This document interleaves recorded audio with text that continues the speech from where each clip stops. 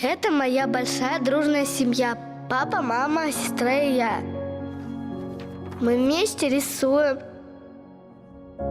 играем в мяч, читаем интересные книги. Папа стал пить спиртные напитки.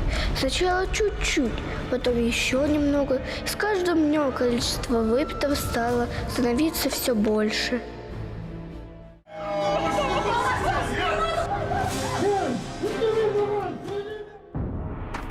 Я всегда защищал свою маму. А дальше я не помню, что произошло.